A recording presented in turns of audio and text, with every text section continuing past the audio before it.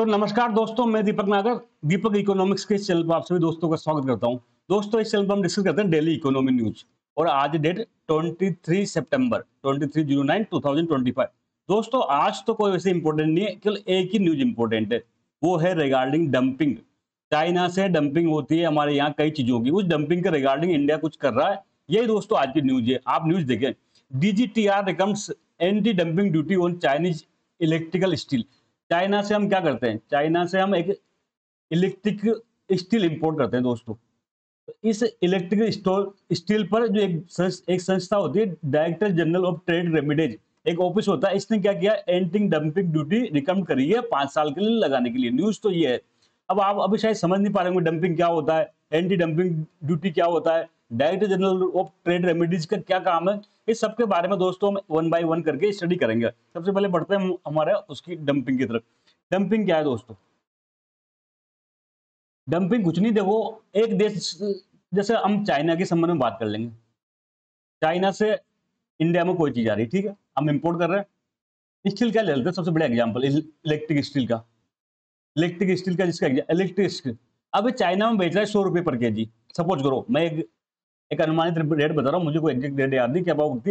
लेकिन दोस्तों, यही चाइनीज जो जब यहाँ पे इंडिया में बेचता है या यहाँ पे एक्सपोर्ट करता है तो 80 रुपए किलो में बेच रहा है। तो ऐसा क्यों भाई? जब अपने डोमेस्टिक मार्केट में 100 रुपए पर केजी है और इंडिया में 80 रुपए केजी सेल कर रहा है, तो ये दोस्तों इसी को कहते हैं डंपिंग। क्या कहते हैं? डंपिंग।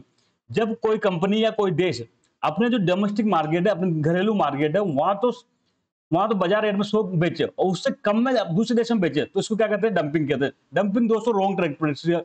अब आपके कई लोग सोचोगे कि सब बड़े काम है ना, चाइना अपने देश में 100 रुपए किलो बेच रहा है, हमारे देश में 80 रुपए किलो बेच रहा है, तो ये तो अच्छी बात है, हमारे देश को सस्ता मिल रहा है। पर नहीं दोस्तों, 80 रुपए किलो बेचेगा ये तो मार्केट से जो रेट से कम भाव मिल रहा है, तो इंडियन कंपनी तो बनाती होगी। इंडिया में तो स्टील कंपनी है, इंडियन स्टील कंपनी भी तो है, ये भी तो स्टील बनाती है, तो ये भी तो 100 रुपए किलो ही बेचेगी। तो क्या हमारा माल बिक पाएगा क्या? ये जो 80 रुपए केजी अगर चाइना से आ रहा है और हमारी कंपनी बेचेगी 100 रुपए, तो हमारी केजी ये हमारी कंपनी जो क्या कॉम्पिटिटिव नहीं रहेगी। नहीं रहेगी तो इसको क्या होगा? इसका ताला लग जाएगा, हमारी जो डोमेस्टिक इंडस्ट्री वो क्लोज हो जाएगी। इसलिए दोस्तों ये एक रणनीति होती है। कई बार क्या होता है, जानबूझ के कम दाम पे चीजें बेचते ताकि इंडिया की जो कंपनी है वो कॉम्पिटिटिव नहीं रहे, बंद हो जाए, और फिर जो मन माइक दाम में फिर 100 की जगह 150 में बेचेगा। एक बार इंडियन कंपनी बंद हो जाएगी, कोई कंपटीशन तो रहेगा नहीं। जैसे जियो ने किया, जियो ने भी एक तरह से ये किया। 2016-17 में जब जियो आया पहली बार, तो उसने फ्री में कर दिया। फ्री में कर दिया तो और कंपनियां टिक नहीं पाए। आइडिया, वोडाफोन, ये सब आज की डेट में दिवाली की स्थिति में आइडिया तो बंद हो गया। कई सारी कंपनियां चलती थी, एयरसेल, वीडियोकॉन, सब बंद होगी। तो वो भी गलत प्रैक्टिस थी। उस टाइम गवर्नमेंट को उसको रोकना चाहिए था, पर नहीं रोका, वो अलग मसला। लेकिन मैं इसको बता दूं कि ये डंपिंग का एक सीन है दोस्तों। अब यहां तक तो आपको समझ में आ गया वो डंपिंग, ठीक है। चाइना यहाँ स्टील बिक रही है 100 रुपए पर केजी, लेकिन ये इंडिया में बेच रहा है 80 रुपए पर केजी, ठीक है। तो ये तो गलत प्रैक्टिस है दोस्तों। इससे क्या होगा? इंडियन जो डोमेस्टिक जो इंडस्ट्री है ना हमारी, वो बर्बाद हो जाएगी दोस्तों। हमारी जो डोमेस्टिक इंडस्ट्री है वो बर्बाद हो जाएगी, डिस्ट्रॉय हो जाएगी। तो अब क्या किया जाए? तो दोस्तों डब्ल्यूटीओ एक संगठन है, वर्ल्ड ट्रेड ऑर्गेनाइजेशन, ये भी इसको गलत मारता है। पूरी दुनिया में ट्रेड को रेगुलेट कौन करता है? डब्ल्यूटीओ करता है। तो डब्ल्यूटीओ में एक एग्रीमेंट है और ये डब्ल्यूटीओ खुद कहता है कि ये जो दोस्तों ये क्या चीज है, ये डंपिंग है, ये गलत है। आप इस डंपिंग को रोकने के लिए क्या कर सकते हो? एंटी डंपिंग ड्यूटी लगा सकते हो। एंटी डंपिंग ड्यूटी लगा सकते हो। कैसे लगाएंगे?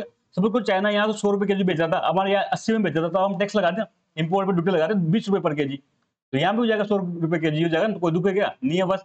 पर ये डब्ल्यूटीओ का कहना है कि एंटी डंपिंग ड्यूटी लगाओ, लेकिन आप ऐसे नहीं, इन्वेस्टिगेट करना पड़ेगा। ऐसे कोई भी कह देगा कि डंपिंग कर रहा है वो हमारे देश में, नहीं, पहले आप जांच करो, प्रूव करो। आज पहले इंडिया को प्रूव करना पड़ेगा कि चाइना सही में डंपिंग कर रहा है, वहां की तुलना में यहाँ सस्ता बेच रहा है। तो इन्वेस्टिगेट करने के बाद आप डंपिंग एंटी डंपिंग ड्यूटी लगा सकते हो।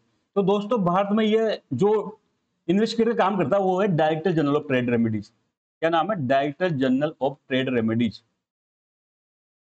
एक संस्था है डीजीटीआर, एक ऑफिस है दोस्तों, जो कॉमर्स एंड इंडस्ट्री मिनिस्ट्री के अंडर में आता है। किसके अंडर में आता है? Commerce and industry ministry. अब मुझे आप इनके मंत्री का नाम बताइए, कॉमर्स एंड इंडस्ट्री मिनिस्ट्री कौन है भारत में?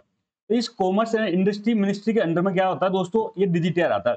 ये डीजीटीआर का काम क्या है? इन्वेस्टिगेट करना, और इन्वेस्टिगेट करके ये प्रूव करेगा कि क्या सही में डंपिंग हो रही है क्या। अब जिसको भी लगता है, जैसे कोई इंडियन कंपनी को लगता है स्टील को कि ये चाइना हमारे यहाँ डंपिंग कर रहा है, तो इसके पास कंप्लेंट कर दो। कहाँ पे कंप्लेंट करोगे आप? डीजीटीआर में कंप्लेंट करोगे और डीजीटीआर इन्वेस्टिगेट करेगा। डीजीटीआर को लगता है कि सही में डंपिंग हो रही है, तो ये क्या करेगा कि इस पर ड्यूटी लगाई जाए, एंटी डंपिंग ड्यूटी। भाई डीजीटीआर खुद ड्यूटी नहीं लगा सकता, एंटी डंपिंग ड्यूटी रिकमेंड कर देगा। और ये दोस्तों 5 साल के लिए लगती है, ऐसा मैं नहीं कह रहा, ऐसा डब्ल्यूटीओ का रूल कहता है कि 5 साल के लिए आप ये लगा सकते हो। फिर ये दोस्तों ये तो रिकमेंड कर दिया, तो लगाएगा कौन? देखो भारत में टैक्स को घटाने बढ़ाने का काम कौन सा मिनिस्ट्री का है? तो फाइनेंस मिनिस्ट्री का है। तो ये फाइल कहां बढ़ा देगा?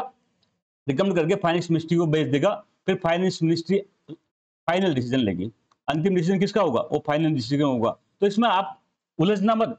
एंटी डंपिंग ड्यूटी को रिकमेंड करता है डीजीटीआर और एंटी डंपिंग ड्यूटी को लगाता फाइनेंस मिनिस्ट्री, दोनों में अंतर है दोस्तों। तो हम बढ़ते हैं, देखो अभी मैं आप पीपीटी के माध्यम से बताऊं what is dumping. It is a situation when a country export product at a lower price than its domestic sale price.